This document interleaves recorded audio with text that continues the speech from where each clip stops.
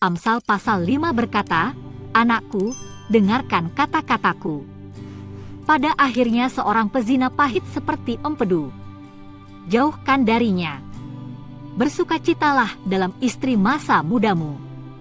Ayat 1.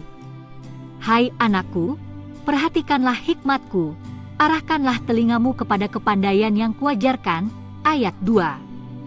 Supaya engkau berpegang pada kebijaksanaan dan bibirmu memelihara pengetahuan. Ayat 3.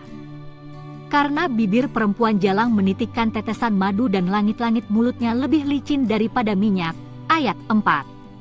Tetapi kemudian ia pahit seperti empedu dan tajam seperti pedang bermata dua. Ayat 5. Kakinya turun menuju maut, langkahnya menuju dunia orang mati. Ayat 6. Ia tidak menempuh jalan kehidupan, jalannya sesat, tanpa diketahuinya. Ayat 7. Sebab itu, hai anak-anak, dengarkanlah aku, janganlah kamu menyimpang daripada perkataan mulutku. Ayat 8. Jauhkanlah jalanmu daripada dia, dan janganlah menghampiri pintu rumahnya. Ayat 9. Supaya engkau jangan menyerahkan keremajaanmu kepada orang lain, dan tahun-tahun umurmu kepada orang kejam. Ayat 10. Supaya orang lain jangan mengenyangkan diri dengan kekayaanmu, dan hasil susah payahmu jangan masuk ke rumah orang yang tidak dikenal. Ayat 11. Dan pada akhirnya engkau akan mengeluh, kalau daging dan tubuhmu habis binasa. Ayat 12. Lalu engkau akan berkata, "Ah, mengapa aku benci kepada didikan, dan hatiku menolak teguran." Ayat 13. Mengapa aku tidak mendengarkan suara guru-guruku, dan tidak mengarahkan telingaku kepada pengajar-pengajarku. Ayat 14. Aku nyaris terjerumus ke dalam tiap malapetaka di tengah-tengah jemaah dan perkumpulan. Ayat 15.